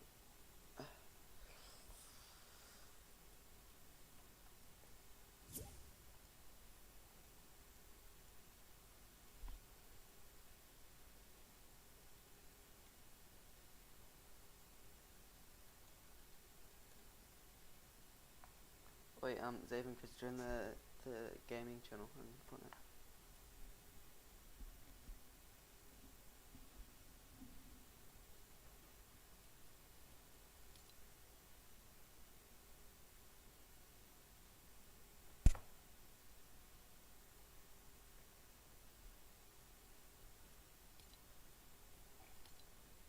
Pimps in the crib, man. Drop it like it's hot. Drop it like it's hot.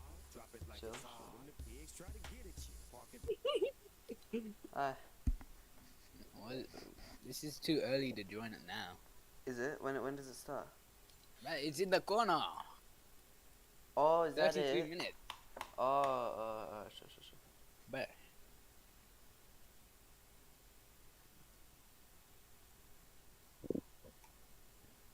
I still see your shadows in my room. Festival main stage. Are you serious? I guess you love it, then I do. I'm gonna do one of these and then I'm gonna do something else, right? Unless you guys want to do something else. I see your shadows in my room.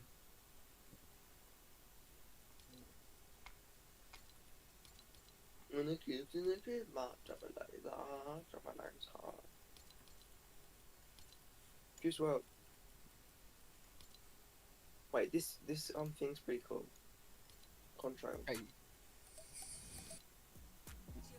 You're crazy about that, Chris.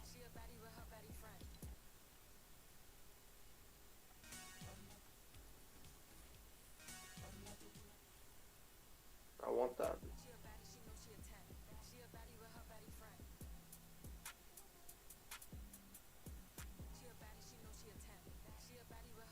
I don't want to buy the Lucid Dreams gem set. I still see your shadows in my room.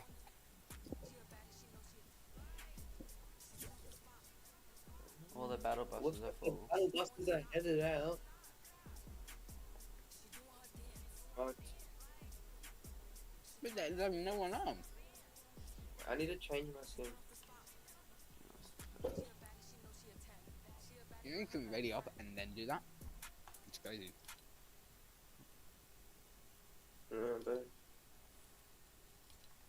But what is this delay, bro? Still see your shadows in my room. Back the long time again. I thought we faced you. I thought we faced you. What the fuck?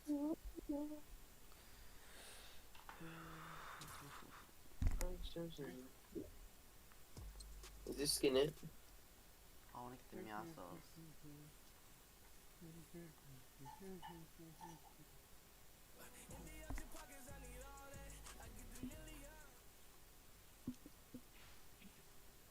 I have a cosmetic you guys don't have. That's pretty gay. Oh, looks like we're not doing the festival. See if this works. Do some rocket racing.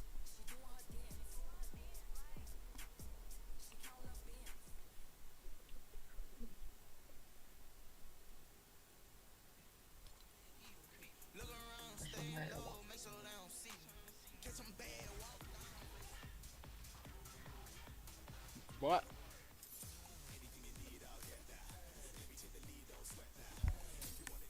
Thomas. Yeah? Ready up, boy. I'm ready to. Oh wait, no, it says I'm going to a server. Yeah. Is that for What's user? this? What's this, yeah? I'm loading now.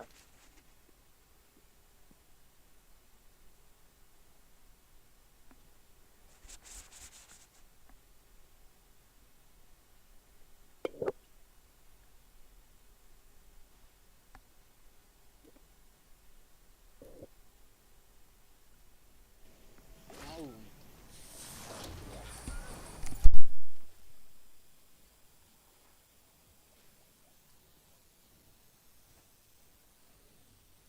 What? I'm so laggy, bro. You the Juice WRLD swim fish? Hmm? Actually, I can't even tell because there's fucking 50 of you. I'm not a Juice WRLD team. I'm the like firework. Apparently. Are you the parrot, Ziff? Mm-hmm. I can't move, bro. Oh, what this thing? Yes, sir. The Sigma. It's the parrot? And know my dance. That is not it.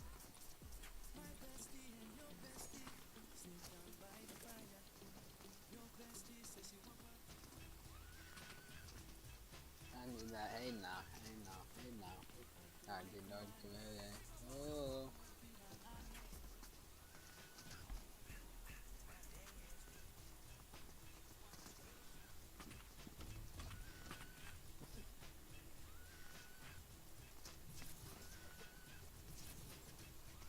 Office TV. Where is you, Chris? Where are you? At the front, like underneath the sign. You guys hear that sound? Sound. Dude, I think my headphone might.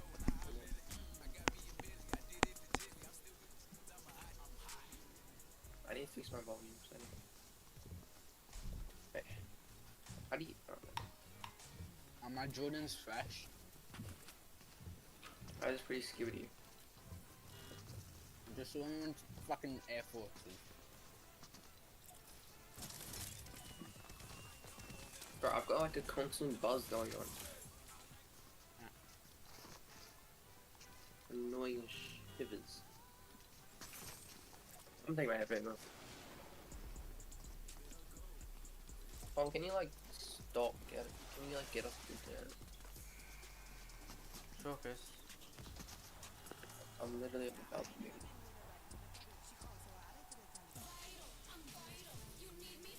I've literally been selling my entire bag.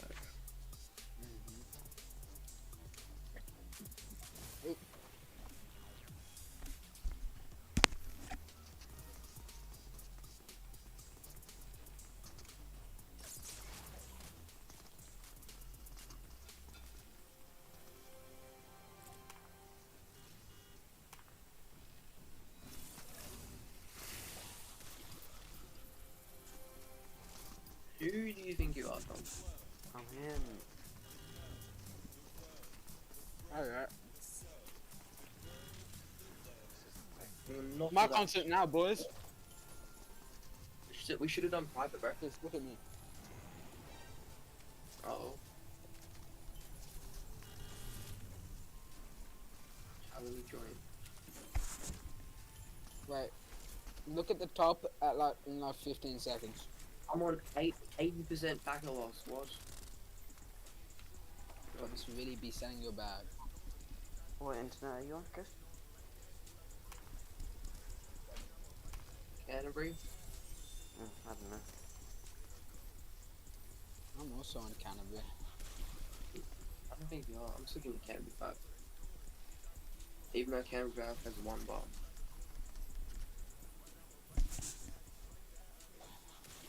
I'm reckon Godzilla or another.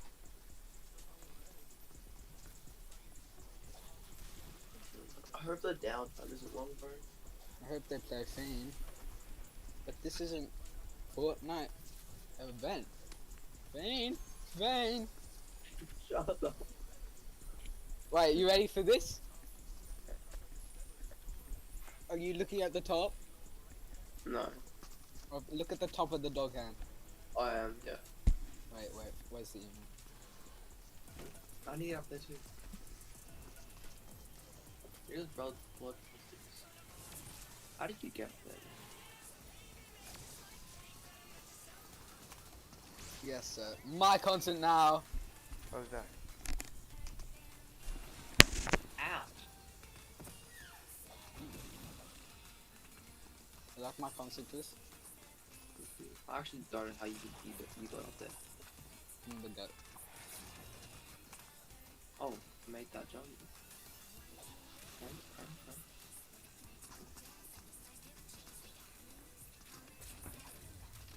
Okay, I'm making my way up. So now how does... Oh, like that. Oh, appreciate it, matey. I just fell from it.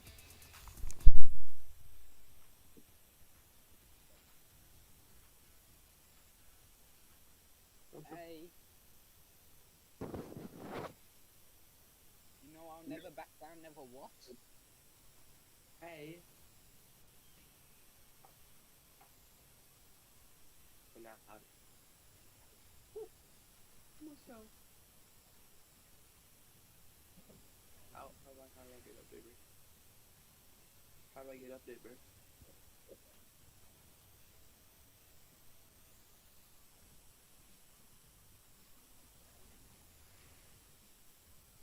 That's how I get up there, man.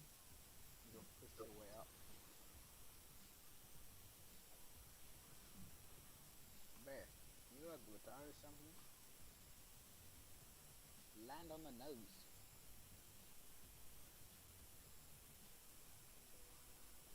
Oh. I cannot emote now. Cannot emote.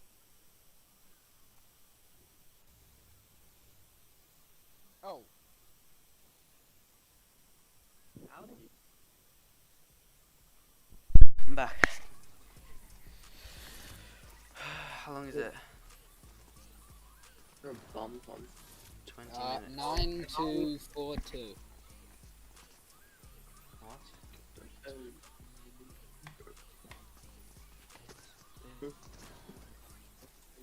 I need some food, I'll be back. Fat boy.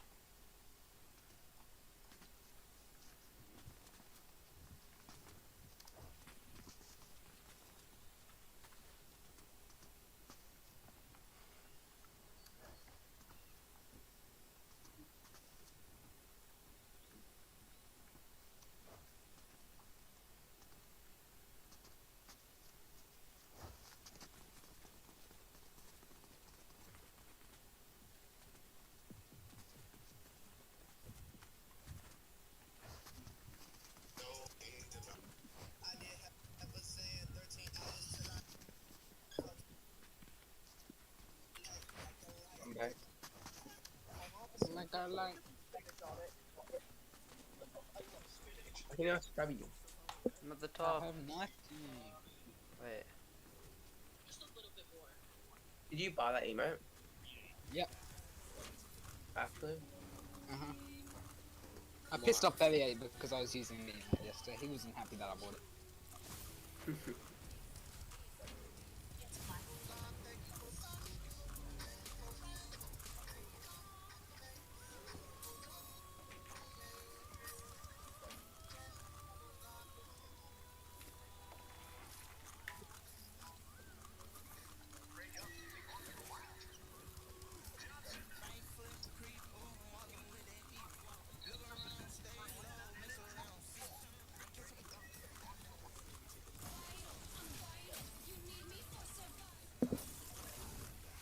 That was my boy. No LaMelo Ball. Wait. That's my boy Jared McCain going. I cannot change emo, I cannot jump, I cannot move. They put Jared McCain on the bench.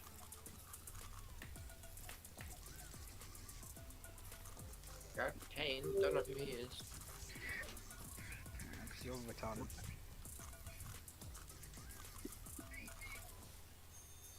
Let's see what Perry's wish list. SpongeBob. Oh, I haven't joined that thing yet. Perry's a very interesting thing. There. Oh my god. Oh my god. Perry might have the weirdest wish list. Let's look at some things with people's Discord profile things. Perry's is, where did my beans go? Thomas's is, did you know there is 22 different types of tomatoes? Wait, I've got to plan something. Did you get the butterfly rifting? That's what I'm doing now. Also get the Star Wars one. Oh wait, are we doing it on the 20th or the 22nd? 20th. Don't We can- mess we with can me. go then, right? Sorry? We can go then, right? Yeah. Don't mess with me. Kiss emoji, Chris. Baxter has nothing. Rogash has nothing. Patty Mellon has. A real friend is one who walks in when the rest of the world walks out. Yeah, Also Cameron. Wincher. Why does Cameron have like Hamish as his thing?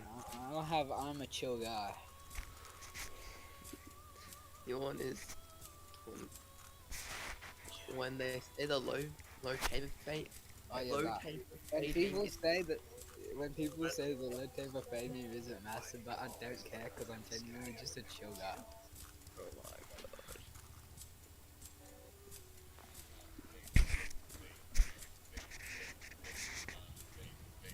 What?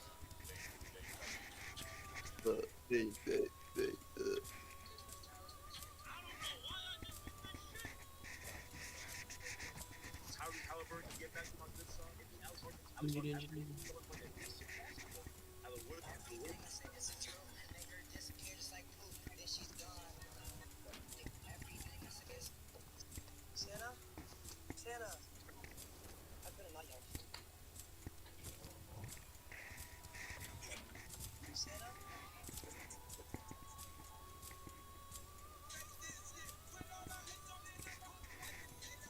That is not a song.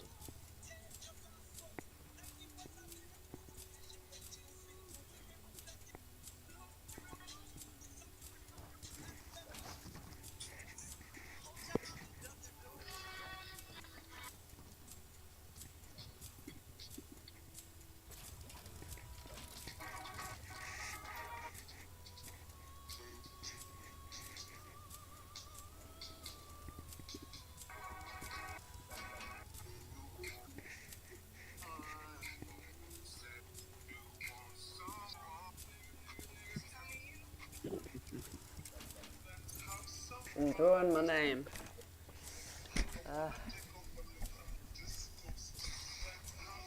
Ooh. Ooh. Bro, Ryan has. Oh, yeah, nothing.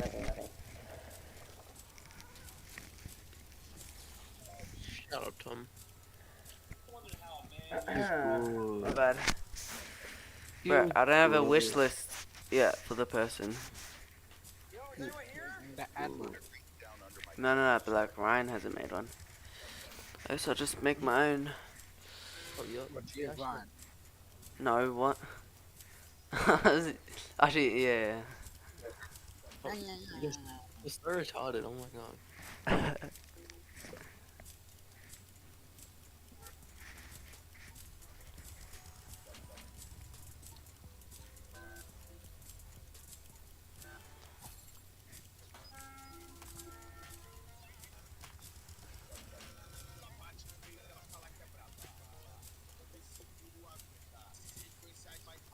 Alright.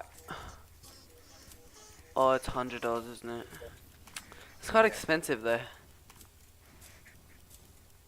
I know, Tom, you don't have money for this. I don't.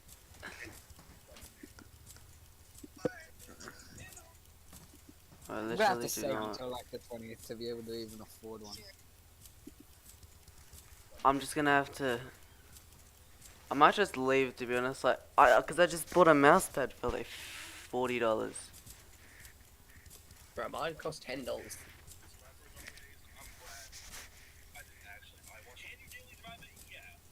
What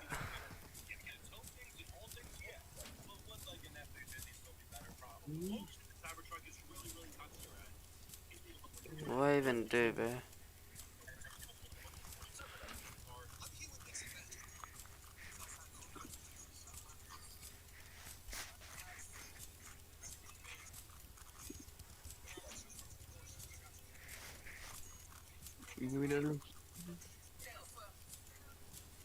Oh my god. Official Fortnite Battle Royale survival guide.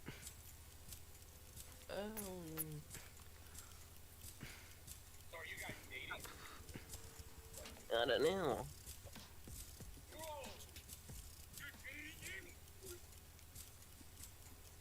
Like he's 20. Oh, that's not 20. By the way, I'm not even. So are you guys dating? Yeah. Bro.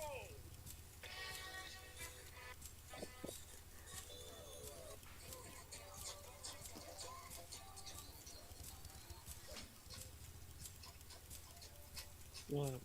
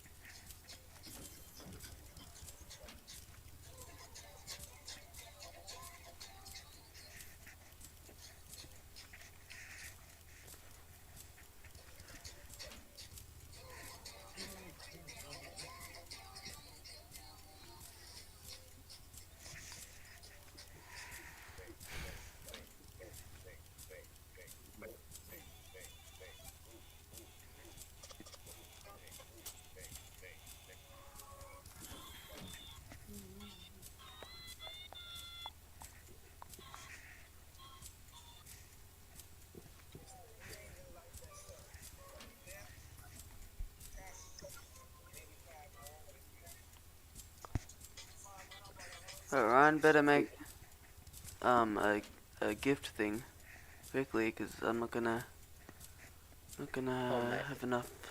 It's Ellis, though. You're not supposed No, to tell it's a us who- strat. It's a strat, sure. And then so that I can get it with Black Friday. Shut up.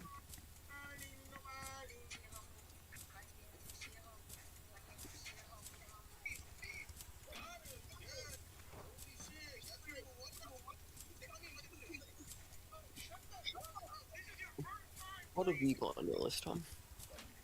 I'm still choosing. Why do you have like... Yeah, Yeah, we might have the most nerdiest one. Okay, Chris. No one's buying you any of this. Apart from that one. Zafe has that. I'm gonna go play some 1v1s until the event. I'll play some Wonder Runs until they around. Well, Tom, you can just miss the event. So. I'm not gonna miss it. What? You really are. I am. Why am I gonna miss it, Chris? No, it's fine. But you're not coming into You're not going into our lobby. You're not coming into my room to watch it. I'm not missing the event. What? Okay.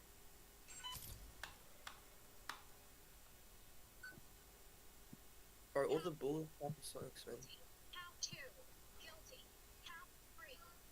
$80, man. Hey Google, set timer for 9 minutes.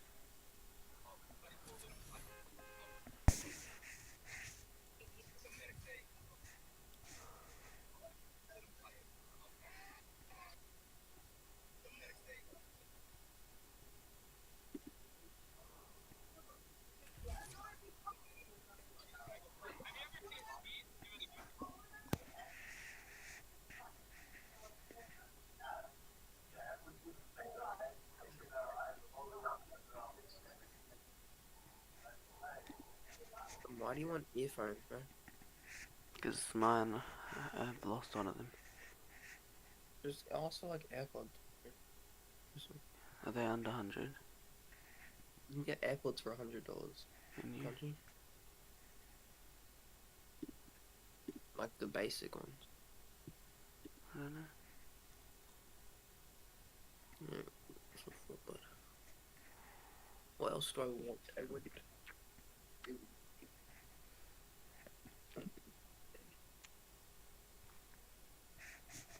How's your 1v1 Storm? It's great.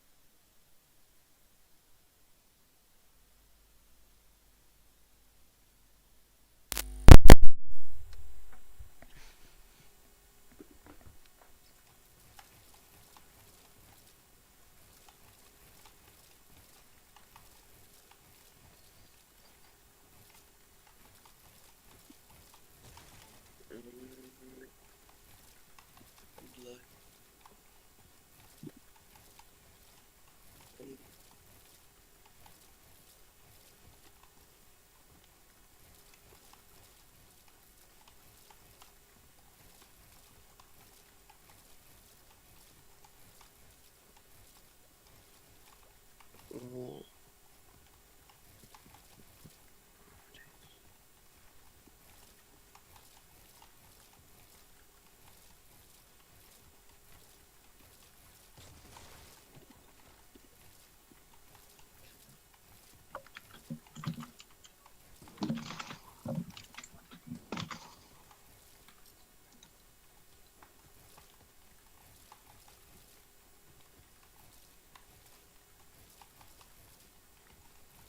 Oh, that's pretty fire. I like that. I like that.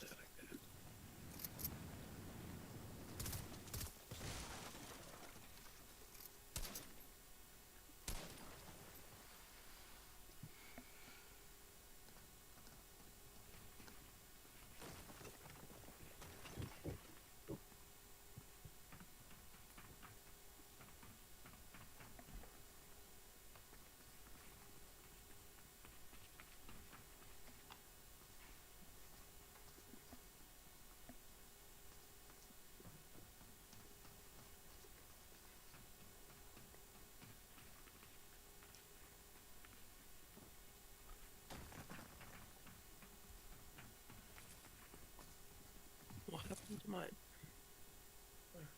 Does 60 to 100 hertz matter a lot, do you know?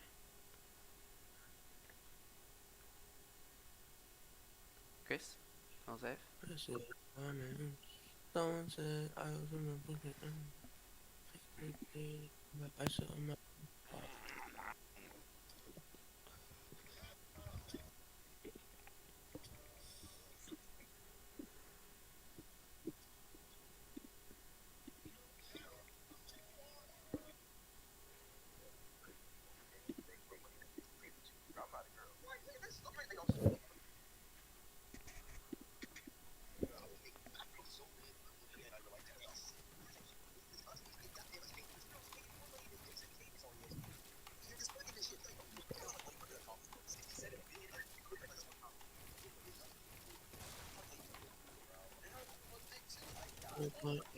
What do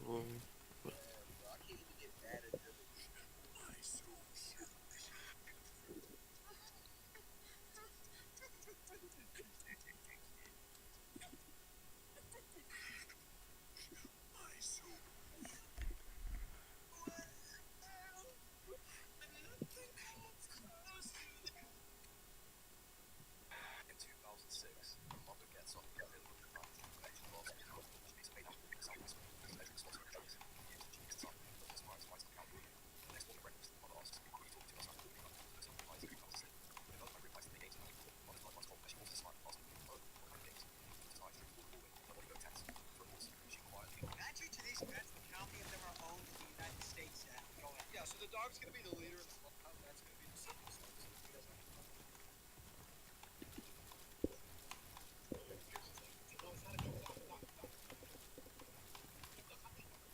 I mean, no reason of that. Please give it. Hey Google, how long left in my timer?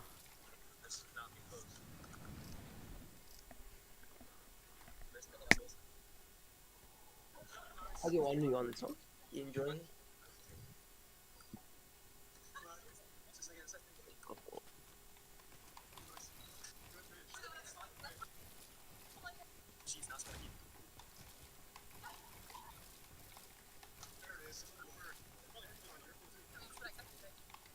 What?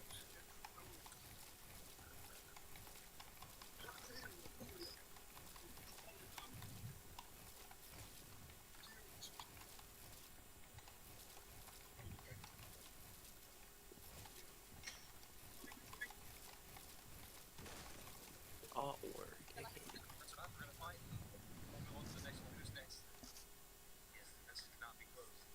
You're not getting into a game. Kiss me.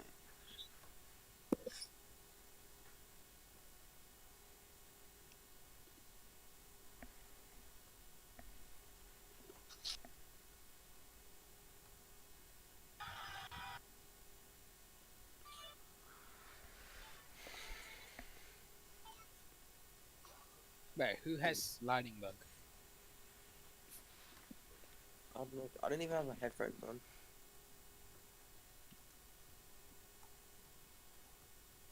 Because I think we might want to go sit down there. Where?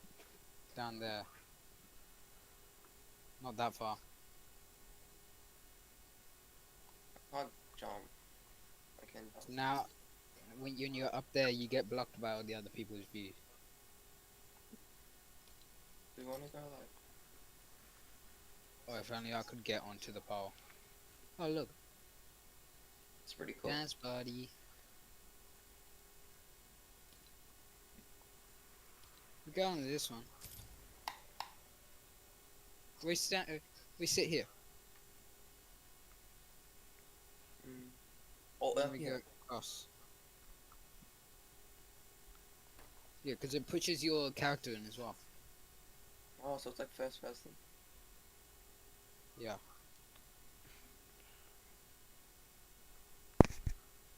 Tom, yeah, Tom. I don't, bro. Like, are you like special, Tom? Am I? Oh, that's actually cool. His name's Bill. That's actually a sick ass. Cool. He's a weird guy. And one day, Bill goes online. I think that's my mom and dad's car.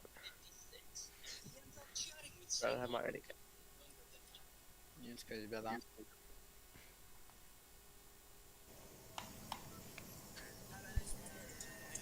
Then, before, if he wants to... It's still 2 minutes, huh?